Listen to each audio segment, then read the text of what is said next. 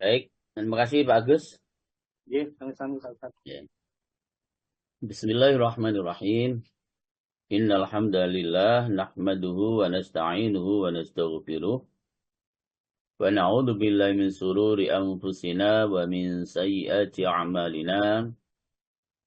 May yahdihillahu fala mudilla lahu wa may yudlilhu fala hadiya lahu.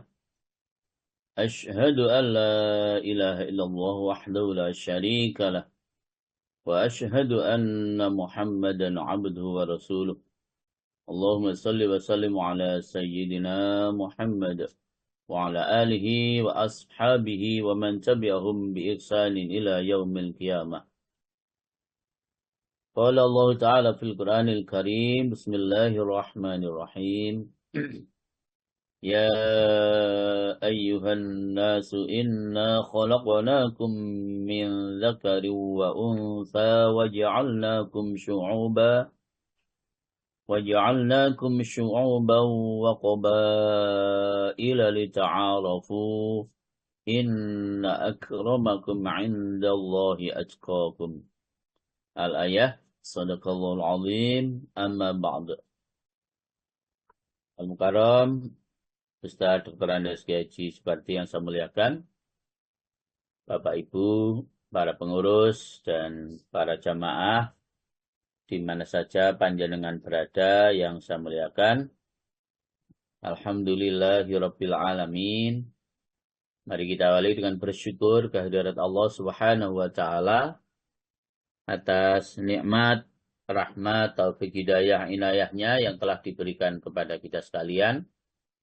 Sehingga alhamdulillahirabbil alamin, pada kesempatan pagi ini kita sama-sama dapat memenuhi perintah Allah untuk kita laksanakan ibadah kepadanya yang berupa thalabul ilmi. Mudah-mudahan aktivitas kita ini senantiasa mendapatkan ridho dan barokah dari Allah Subhanahu wa taala. Allahumma amin ya rabbal alamin. Salawat salam senantiasa kita aturkan kepada junjungan kita Rasulullah Muhammad sallallahu alaihi wasallam atas segala petunjuk, bimbingan dan juga pengarahan-pengarahan beliaulah sehingga kita sekalian mampu untuk menjadi orang yang baik, orang yang dimuliakan oleh Allah Subhanahu wa taala sebagai hamba-hamba yang bertakwa kepada Allah Subhanahu wa taala. Dengan implikasinya kita laksanakan semua perintahnya dan kita tinggalkan semua larangan-larangannya. Dengan begitu maka pasti para jamaah kita menjadi orang yang terbaik di sisi Allah, termulia di sisi Allah Subhanahu wa taala. Mudah-mudahan salah satu ibadah yang Allah perintahkan untuk kita laksanakan, thalabul ilmi, ini juga menjadi penghantar bagi kita untuk mendapatkan status hamba yang dimuliakan oleh Allah Subhanahu wa taala. Bapak Ibu, pagi ini kita masih melanjutkan tema kita, bagian-bagian yang menyebabkan ujub dan rincian pengobatannya. Kalau kemarin kan secara umum, ya, ujub itu sebuah kebodohan. Maka obatnya apa? Ma'rifatullah. Mengenal Allah, dekat dengan Allah. Taqarrub ilallah. Jadi karena ujub itu sebuah kebodohan, maka obatnya adalah ma'rifatullah. Mengenal Allah. Dekat dengan Allah. Taqarrub ilallah. Nah, sekarang secara rinci kita akan sampaikan hal-hal yang menyebabkan ujub, timbulnya ujub, dan sekaligus rincian pengobatannya. Oke, secara rinci sekarang. Apa saja yang menyebabkan ujub? Pertama, ujub dengan tubuh kita. Jadi ujub dengan apa yang ada pada tubuh kita, fisik kita. Mungkin karena kita tampan, Mungkin karena kita cantik, bentuk tubuh kita yang semampai, sehat walafiat, ya, punya kekuatan lahir batin, dan seterusnya, dan seterusnya. Oke. Maka harusnya hal-hal seperti itu tidak menyebabkan diri kita ujub. Kenapa? Karena semua itu datang dari Allah, merupakan nikmat Allah Subhanahu wa ta'ala yang telah diberikan kepada kita sekalian. Adakah di antara kita yang pernah minta kepada Allah untuk diberikan wajah yang tampan, wajah yang cantik? Tidak, kan?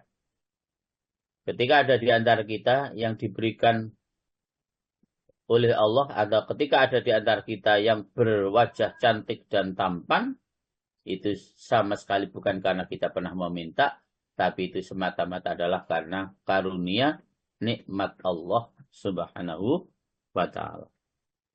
Yang kemudian, kecantikan dan ketampanan wajah kita itu, para jamaah, pada saatnya nanti juga pasti akan menjadi hilang. Jadi kenapa orang itu cantik, kenapa orang itu tampan? Jawabannya hanya satu, para jamaah. Karena masih muda. Karena masih muda. Kalau sudah kewut seperti kita ini ya, siapapun kita ya jadi jelek. Walaupun dulu gagah perkasa, tampan, cantik, luar biasa. Begitu sudah tua, mau tidak mau ya jadi jelek.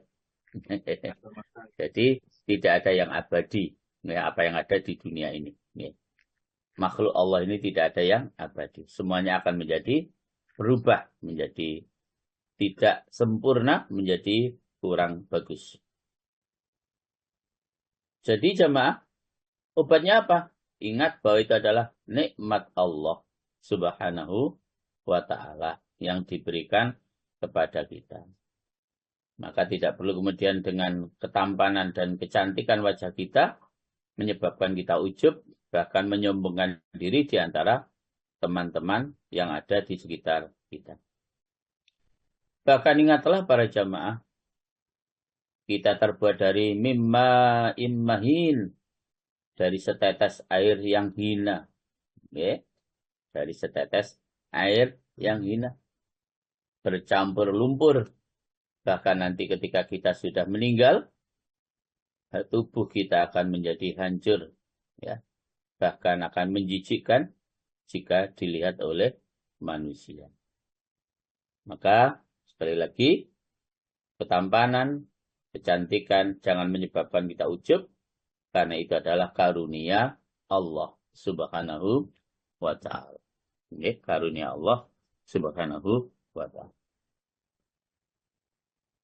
Ingatlah, Nabi Yusuf yang begitu sangat tampan juga tidak pernah ujub.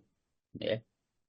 Bahkan Nabi kita Rasulullah Muhammad SAW, saking tampannya, nggak pernah kita bisa menggambarkan. Ya.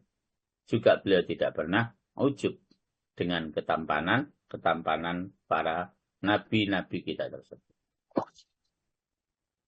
Yang kedua, yang menyebabkan ujub adalah keperkasaan dan kekuatan.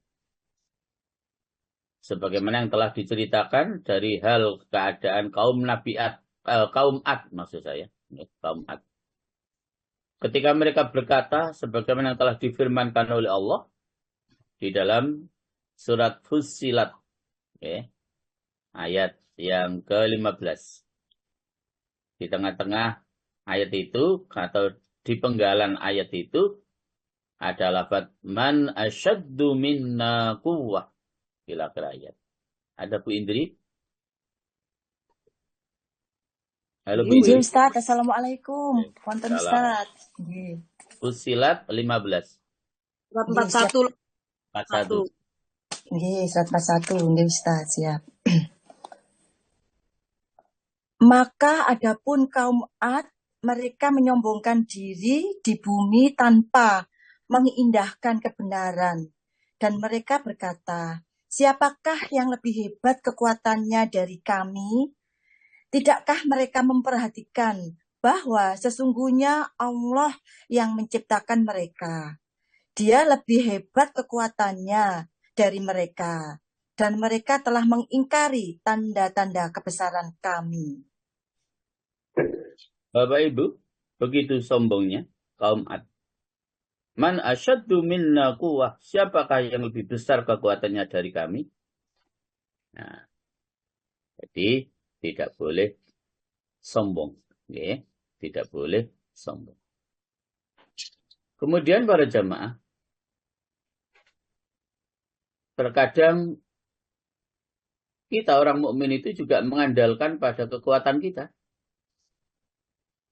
Sebagaimana telah diriwayatkan dari Nabi Sulaiman alaihissalam, ya, bahwa Rasulullah Shallallahu Alaihi Wasallam menyampaikan, maksudnya Nabi Sulaiman menyampaikan sabdanya, la'atu fannal lailata ala mi'atim ra'ah walam yakul insya Allah faharuma ma arada minal walad. Hadis ini riwayat Imam Bukhari dari sahabat Abu Hurairah.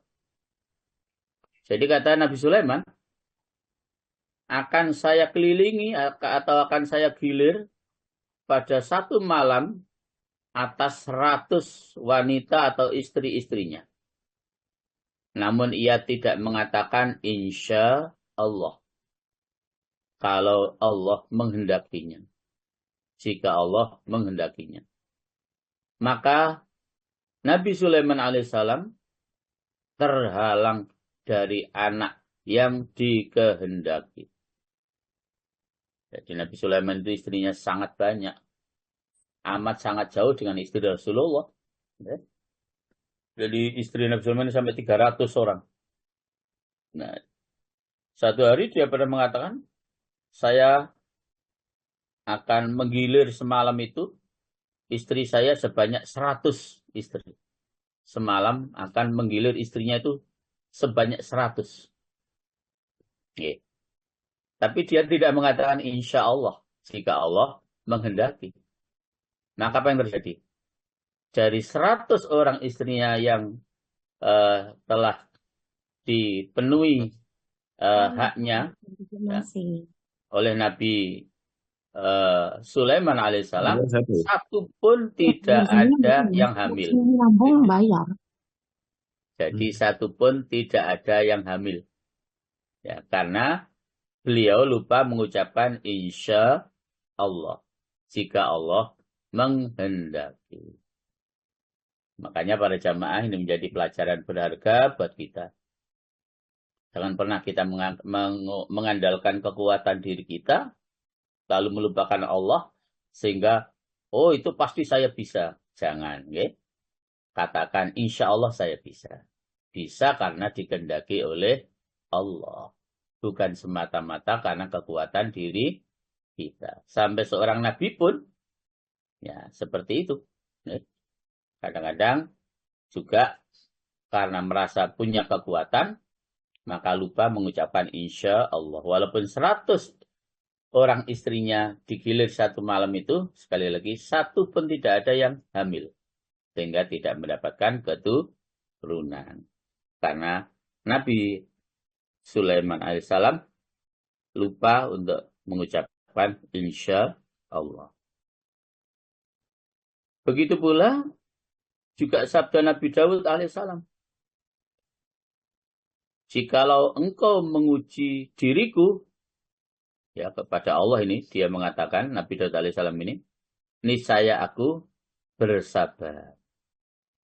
Ia merasa ujub dengan perkataannya, jika engkau menguji diriku, niscaya aku akan sabar. Nabi Daud merasa ujub dengan perkataannya, dengan kekuatan yang ada pada dirinya.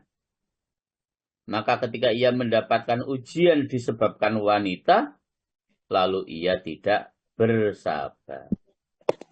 Jadi cerita singkatnya begini, Nabi Daud. Beliau sudah memiliki 99 istri. Nah, maka dijelaskan dalam sejarah itu para jamaah. Pada zaman Nabi Daud itu terjadi hal seperti ini. Jadi istrinya siapapun, kemudian jika ada orang laki-laki yang menginginkan, gimana kalau istrimu saya ambil atau saya jadikan istri saya. Ketika suaminya memang ridho, ya langsung diceraikan, kemudian langsung dinikahi oleh yang menginginkan tadi. Nah, demikian pula yang terjadi pada Nabi Daud alaihissalam. Beliau sudah memiliki 99 istri dan dia sudah pernah mengatakan, jika engkau menguji saya, niscaya saya akan bersabar ya Allah. Tapi ternyata begitu ketemu satu wanita yang cantik luar biasa, yang kemudian beliau bilang kepada suaminya, bolehkah istrimu mau saya peristri atau saya jadikan istri? Dan suaminya karena Nabi Dawud ini raja juga begitu, maka ya tidak mungkin rakyat itu berani menolak. Nggih, monggo Nabi Dawud, saya ceraikan istri saya, dan kemudian dinikahi oleh Nabi Dawud alaihissalam. Maka saat itulah para jamaah, Allah mengutus 2 orang malaikat yang menjelma manusia yang kemudian berselisih tentang kambing-kambing yang ia miliki. Jadi yang satu orang dari malaikat tadi menjelma manusia itu memiliki kambing sebanyak 99. Lalu malaikat yang satu yang menjelma manusia juga memiliki kambing hanya 1 ekor. Dan yang memiliki kambing 99 kambing tadi itu mengakui bahwa yang 1 ekor itu juga punyanya begitu. Akhirnya hal itu perselisihan itu dibawalah kepada Nabi Dawud, ya. Ternyata itu menjadi pelajaran yang berharga buat beliau. Ternyata itu isyarah atau isyarah begitu, bahwa Nabi Dawud yang sudah punya 99 istri itu sebenarnya kan sudah cukup. Kenapa masih harus menambah istri orang yang sudah dicerai kemudian dinikahinya? Dan akhirnya orang tadi itu diberikan keputusan oleh Nabi Dawud, enggak, yang 1 ekor itu ya kambingnya orang ini, bukan kambingmu. Yang punya kamu ya 99 itu, yang 1 ekor adalah kambingnya orang ini. Nah, dengan jawaban seperti itu, akhirnya orang tadi itu, Nabi Dawud salah, itu kan kambing saya. Enggak, itu sudah benar. Dan kemudian itu menyadarkan beliau bahwa ujian Allah tentang wanita ternyata beliau tidak mampu untuk bersabar. Karena tadi sebelumnya sudah, jikalau engkau menguji diriku, niscaya aku bersabar. Dan akhirnya itu menjadi merasa ujub dengan perkataannya, dengan kekuatan yang ada pada dirinya. Akhirnya Nabi Dawud mendapatkan ujian seorang wanita itu tadi. Ternyata sebenarnya 99 itu sudah cukup.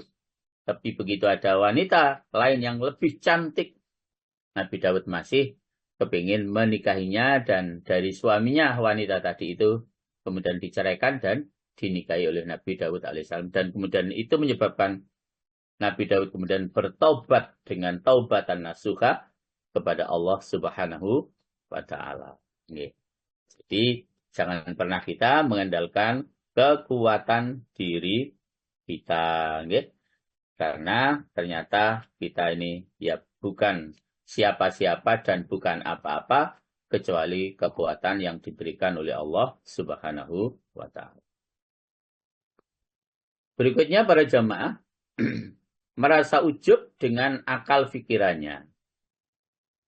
Misalnya tentang kepandaiannya, tentang jeniusnya, kejeniusannya, tentang kecerdikannya, ya. Sehingga kemudian merasa ujub atau menimbulkan rasa ujub. Ya. Maka untuk pengobatannya kita harus kembali bersyukur kepada Allah bahwa kejeniusan kita, kecerdasan akal pikiran kita itu semuanya adalah semata-mata karena pemberian Allah Subhanahu wa Ta'ala. Ya. Jadi kita menjadi jenius, kita menjadi biasa-biasa saja.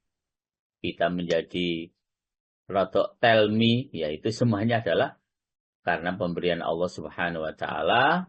Walaupun dibalik kondisi yang ada pada diri kita, misalnya kok kita ini rotok gak patek pinter, memang diperintahkan kita ini untuk melakukan ikhtiar agar kita menjadi orang pinter dengan cara apa? Belajar, belajar, belajar dan belajar, ya. Sehingga ada sebuah statement yang simpel tapi memang luar biasa. Apa itu? Siapa suka membaca, dia akan tahu semuanya. Masya Allah. Ya.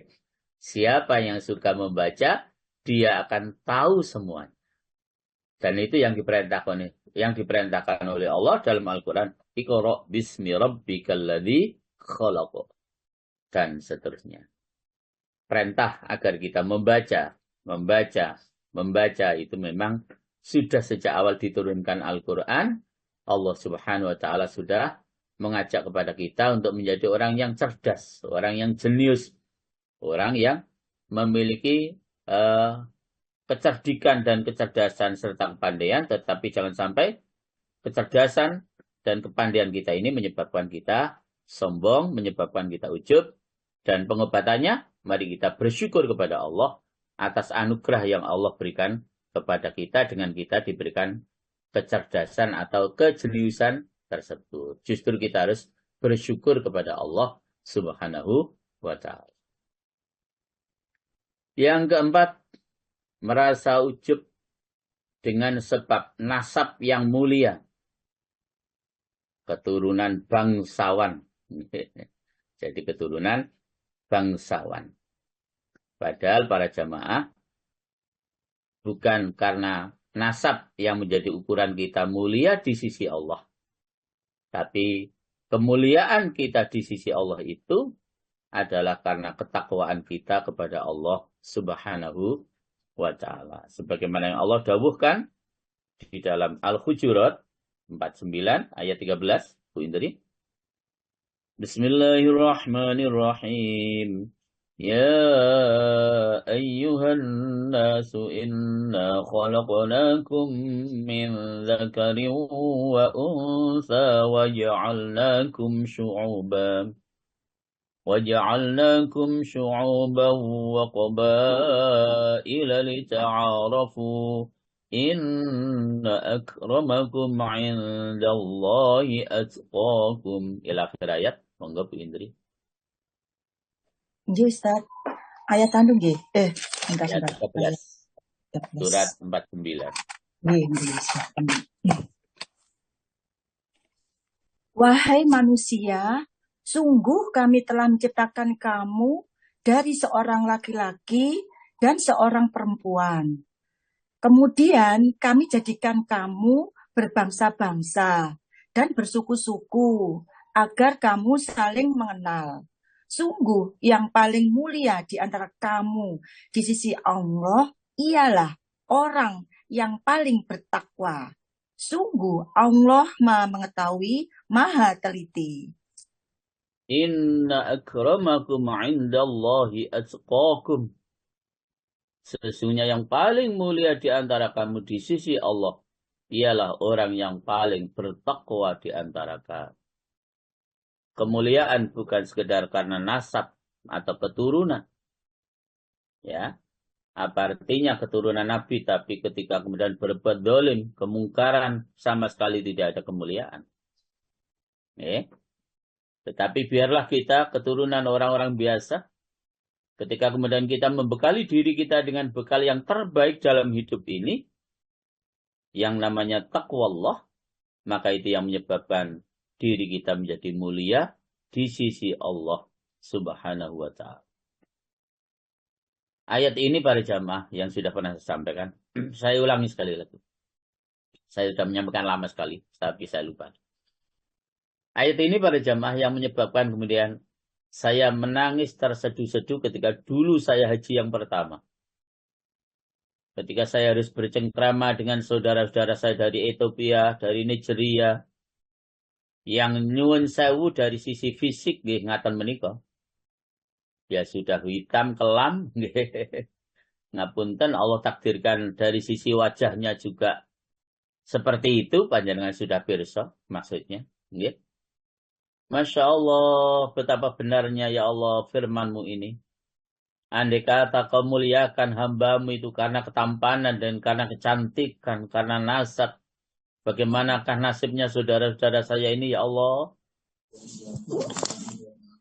Untungnya Engkau ya Allah tidak berbuat diskriminasi terhadap hamba-Mu siapapun. Dari negeri manapun, dari suku apapun, dari bangsa manapun.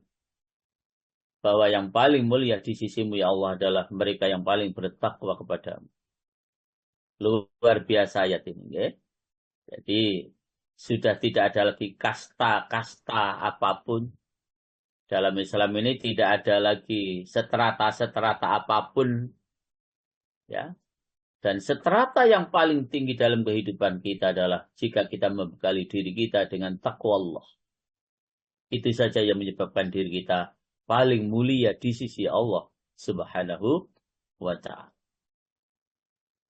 Makanya para jamaah Allah, ketika ditanyakan kepada Rasulullah Shallallahu Alaihi Wasallam, siapakah manusia yang paling mulia dan siapakah manusia yang paling pintar? Sementara Nabi Sallallahu Alaihi Wasallam tidak menjawab. Orang yang membangsakan dirinya atau membanggakan dirinya, membangsakan itu bangsawan gitu ya, menonjolkan kebangsawanannya ya, karena keturunannya, maka kemudian Rasulullah menjawab, siapakah manusia yang paling mulia dan siapakah yang paling pintar? Akhirnya Rasulullah menjawab, akramuhum aktsaruhum lil maut. Akramuhum aktsaruhum lil mauti dzikra wa asyadduhum lahu isti'dad. Ini luar biasa. Ya.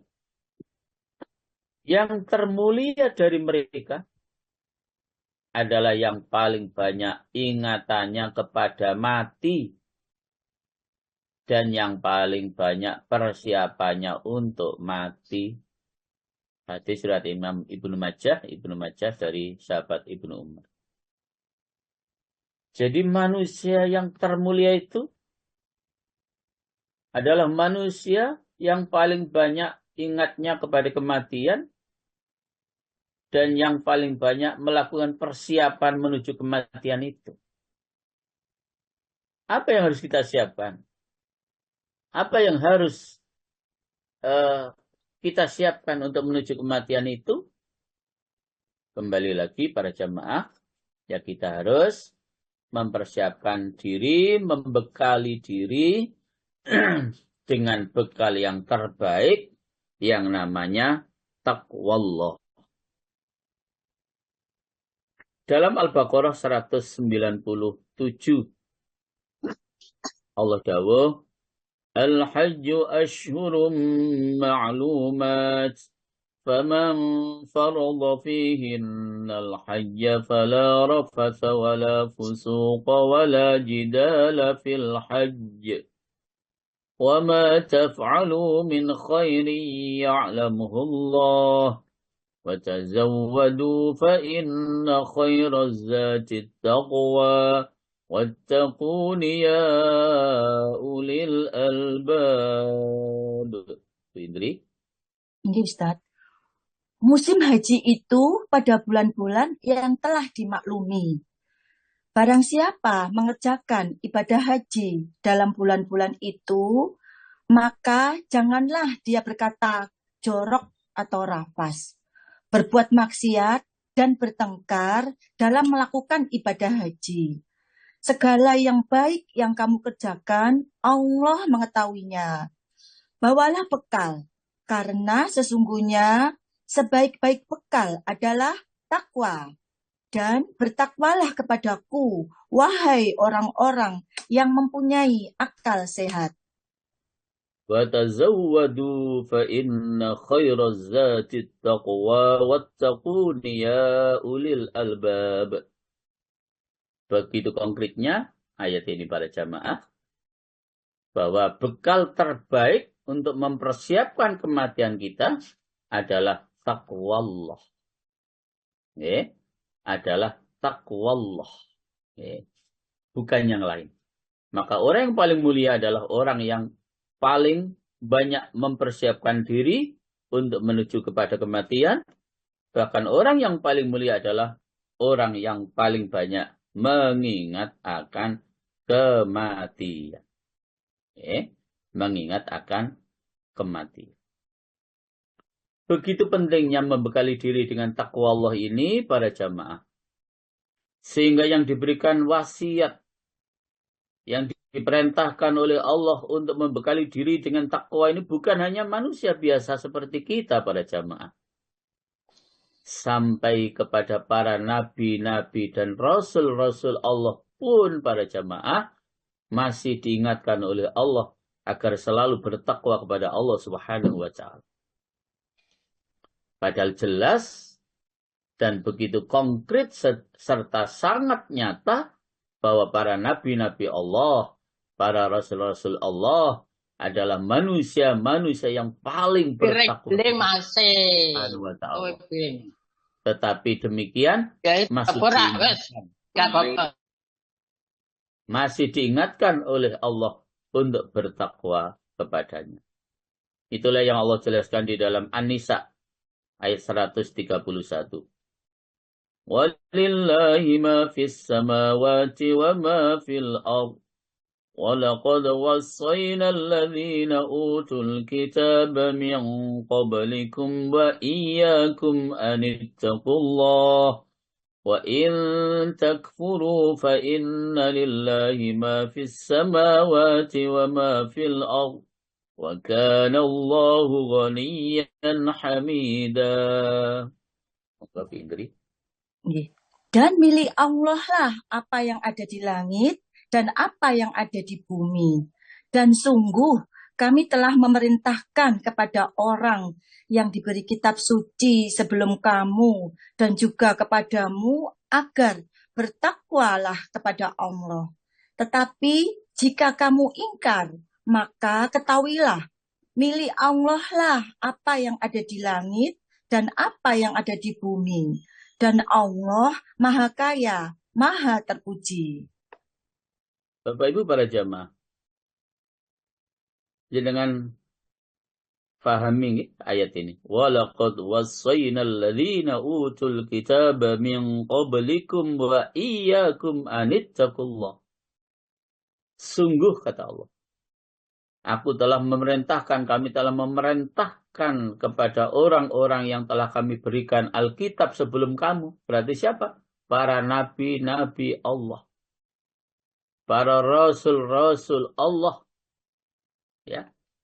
Kemudian Allah dawuh kepada Nabi Muhammad, wa iyyakum, dan juga kepadamu dan juga kepada kamu Muhammad, anittaqullah, agar kamu bertakwa kepada Allah Subhanahu wa taala. Inilah yang saya maksud. Betapa luar biasa membekali diri dengan takwa Allah itu amat sangat penting.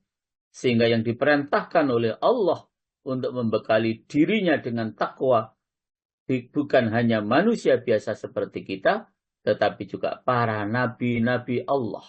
Masih diingatkan oleh Allah agar beliau-beliau juga membekali dirinya dengan bekal terbaik, yaitu takwa kepada Allah Subhanahu wa ta'ala. Maka tidak ada kelebihan mereka dari bangsa mana dan dari suku mana. Ya, tidak ada kelebihan antara orang Arab dengan orang non-Arab. Tetapi kelebihan dan yang membedakan adalah sejauh mana ketakwaan kita kepada Allah Subhanahu wa ta'ala. Allah itu hanya akan menilai hati kita dan amal perbuatan kita. Bukan penampilan lahiriah kita, bukan menilai pakaian kita, bukan menilai penampilan kita, tetapi yang dinilai oleh Allah adalah hati kita dan amal kita. Jadi ingat, tidak perlu kita menyombongkan diri karena keturunan, karena keturunan. Karena itu Rasulullah dengan tegas tadi mengatakan seperti itu. Yang termulia dari mereka adalah yang paling banyak ingatannya kepada mati dan yang paling banyak persiapannya untuk menuju kematian, dan tidak ada persiapan terbaik untuk menuju kematian kecuali takwa Allah. Membekali diri dengan takwa Allah. Okay. Sesungguhnya ayat tadi itu, Al-Hujurat 13 itu, para jamaah,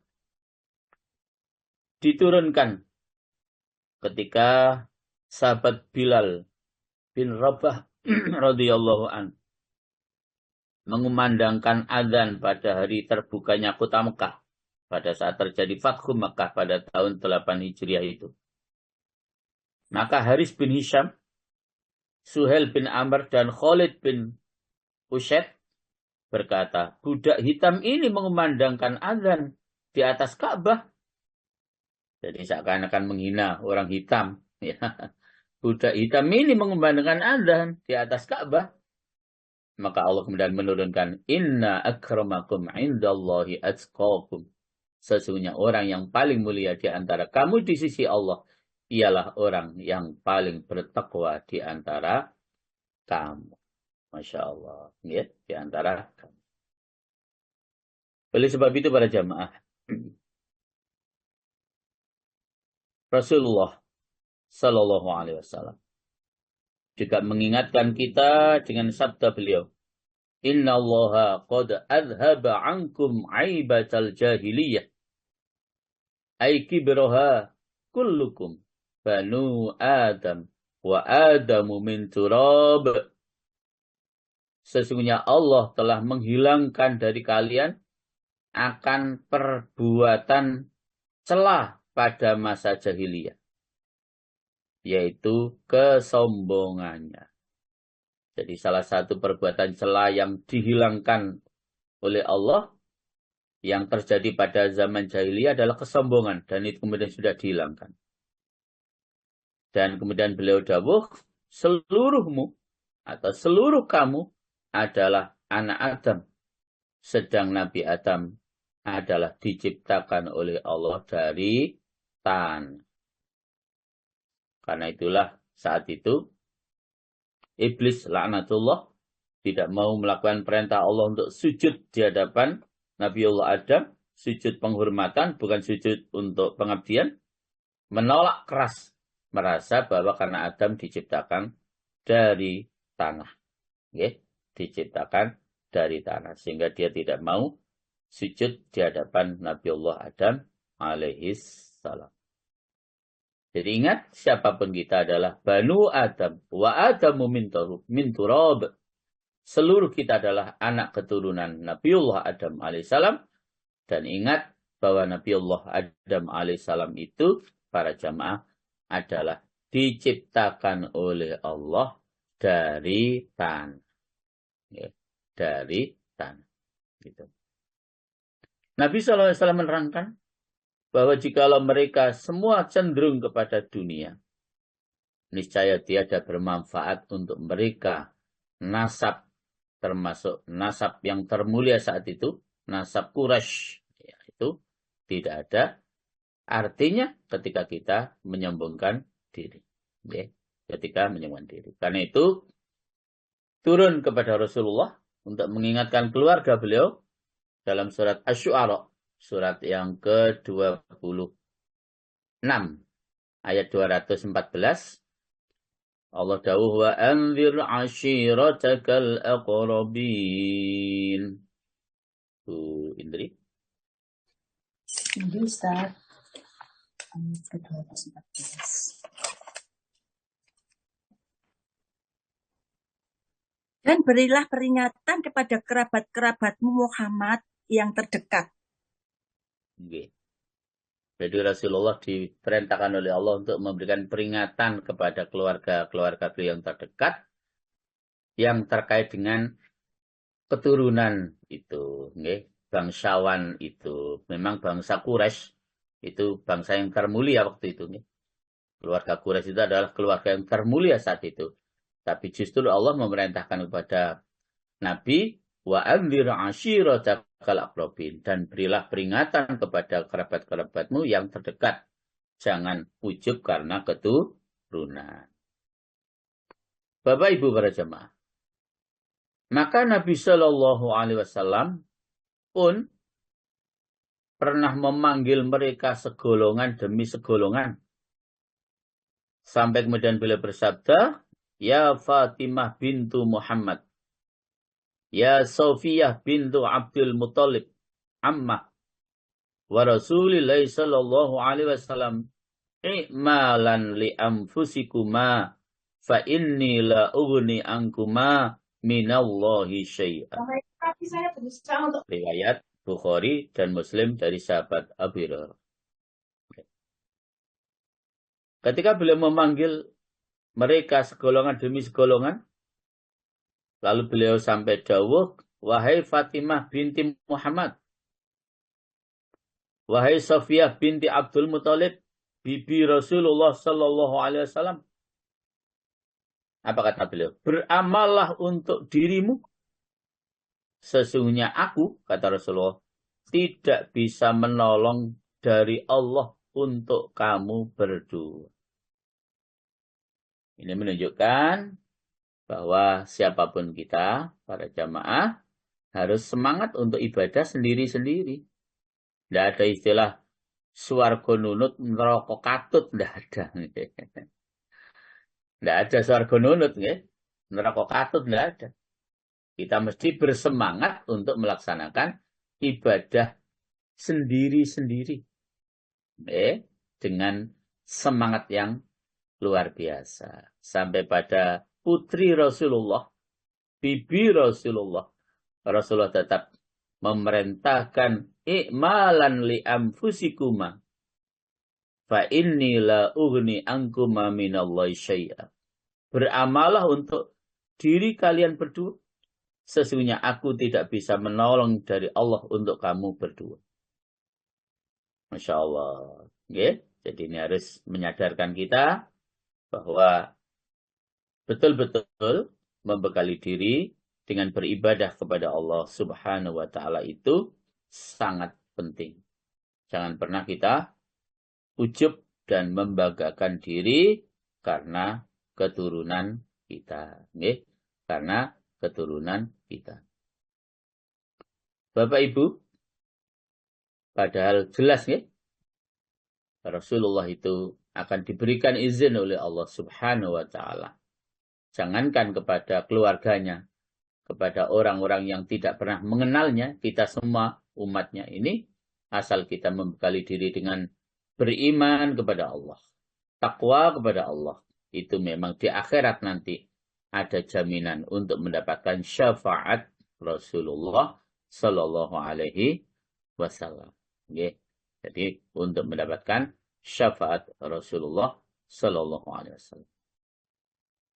Jadi karena itu Rasulullah Sallallahu Alaihi Wasallam pernah dawuh dalam hadis yang diriwayatkan oleh Imam Muslim dari Imam At-Tabrani. Kalau yang tadi dari Imam Muslim, yang ya Fatimah tadi. Kalau ini dari Imam At-Tabrani dari Abdullah bin Ja'far. Atarju Sulaim syafa'ati wala yarjuha Banu Abdul Muttalib. Adakah kabilah atau suku Sulaim mengharap-harap syafaatku dan tidak diharap-harap syafaat itu oleh anak cucu Abdul Muttalib?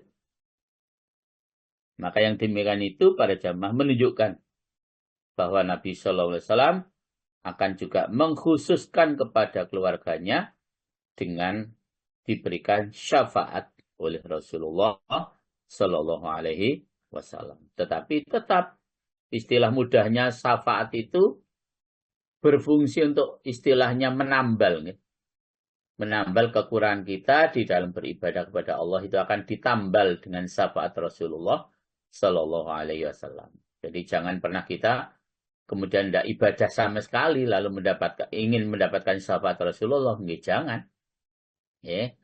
Jadi tetap wajib kita beribadah kepada Allah Subhanahu wa Ta'ala agar kita menjadi sebab untuk mendapatkan syafaat Rasulullah Sallallahu Alaihi Wasallam. Maka para jamaah bahwa setiap orang Muslim juga mengharap-harap syafaat Rasulullah Shallallahu Alaihi Wasallam. Kita sekalian juga mengharapkan syafaat Rasulullah Shallallahu Alaihi Wasallam. Dan syafaat itu para jemaah memang baru akan diberikan oleh Rasulullah jika Allah ridho kepada orang yang akan diberikan syafaat itu. Hingga di dalam surat Al-Anbiya ayat yang ke-28, surat 21 Bu Indri, ayat 28. Di penggalan ayat itu Allah dawuh, wala yashfa'una illa liman irtadha. Ini Ustaz 28 nggih. Nggih. Dia 7 Allah nggih 28 laras nggih. nggih. Dia Allah mengetahui segala sesuatu yang di hadapan mereka, yaitu malaikat dan yang di belakang mereka. Dan mereka tidak memberi syafaat melainkan kepada orang yang diridhoi Allah. Nggih. Dan mereka selalu berhati-hati karena takut kepadanya. Bapak Ibu, dan mereka tiada memberi syafaat melainkan kepada orang yang diridhoi oleh Allah.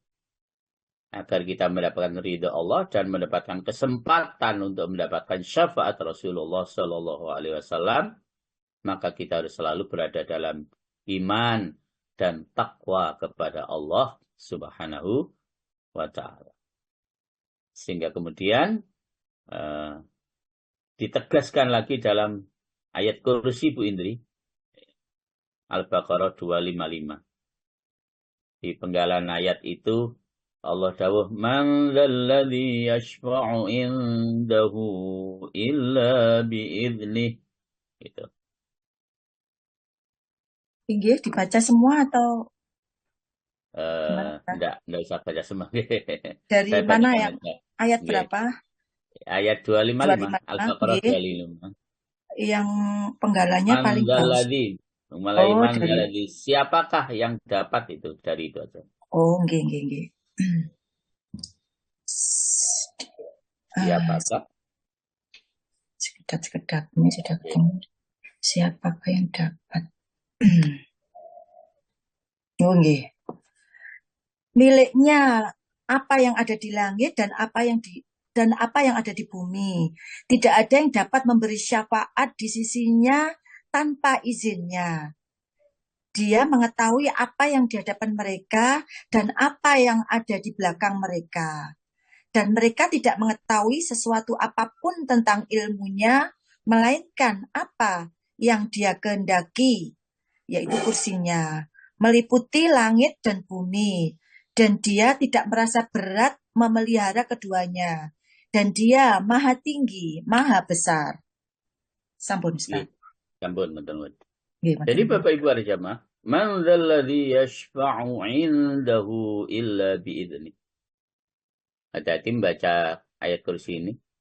Banyak yang man dzalladzi yashfa'u 'indahu illa bi'idzni, tidak yashfa'u 'indahu. Banyak yang yashfa'u 'indahu menjadi hamzah. Sering sekali kita dengar itu. Ya, jadi harus man dzalladzi yashfa'u 'indahu illa bi'idnih. Siapakah yang dapat memberi syafaat di sisi Allah dengan tanpa izinnya? Tidak ada yang bisa memberi syafaat tanpa izin Allah Subhanahu wa Ta'ala. Tidak boleh orang mendapatkan syafaat jika orang itu tidak mendapatkan ridha Allah Subhanahu wa Ta'ala. Okay. Bahkan para jamaah ditegaskan lagi dalam surat Saba, surat 34.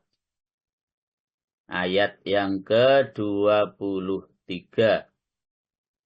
Okay. وَلَا تَنْفَعُ الشَّفَاعَةُ عِنْدَهُ إِلَّا لِمَنْ أَذِنَ لَهُ. Ila akhir ayat. Dibaca semua Bu Indra artinya. Injil Ustaz. Dan syafaat pertolongan di sisinya hanya berguna bagi orang yang telah diizinkannya, yaitu memperoleh syafaat itu.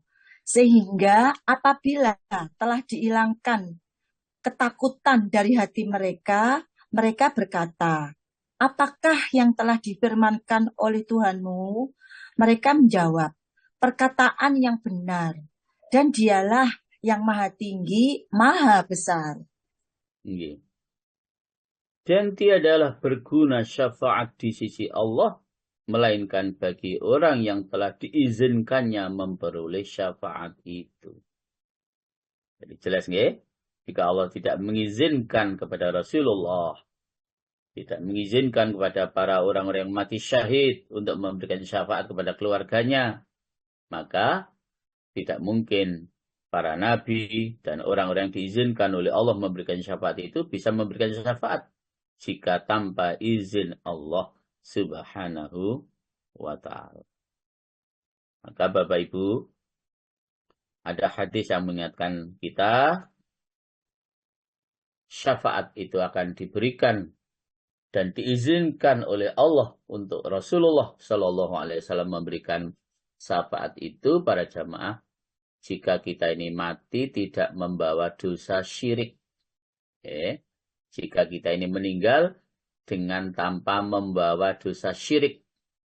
Karena hanya dosa syirik, dosa yang tidak diampuni oleh Allah sebagaimana di dalam An-Nisa 48, bahkan hanya karena dosa syirik yang menyebabkan seluruh amal ibadah kita dihapuskan oleh Allah, sebagaimana juga yang Allah jelaskan di dalam Al-An'am ayat 88. Tetapi di dalam Az-Zumar ayat 53, Allah menjelaskan Allah akan mengampuni semua dosa. Berarti termasuk dosa syirik. Apakah bertentangan ayat itu? Tidak.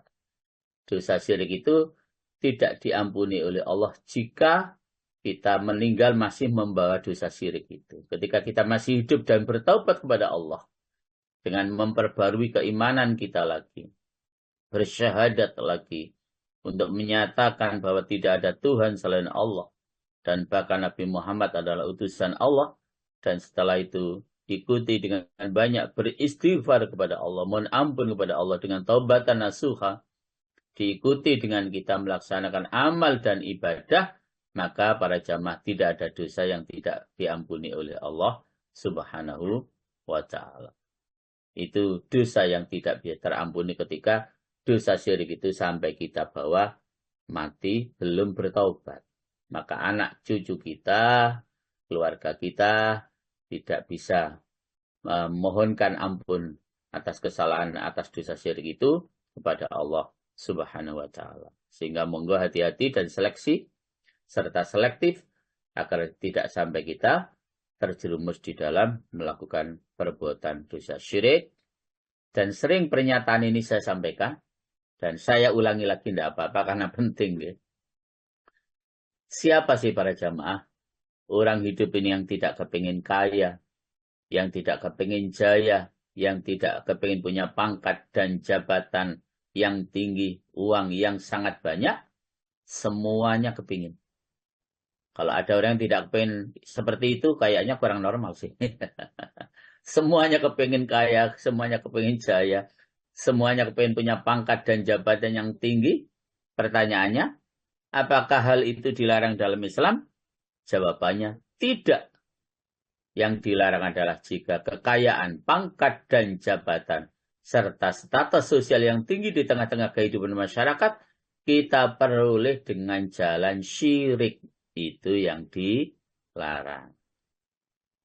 Bapak Ibu, rahimakumullah, karena waktu, maka sementara cukup sampai pada yang menyebabkan kita menjadi ujub, yaitu yang keempat tentang nasab atau keturunan. Saya kembalikan kepada Pak Gus, monggo.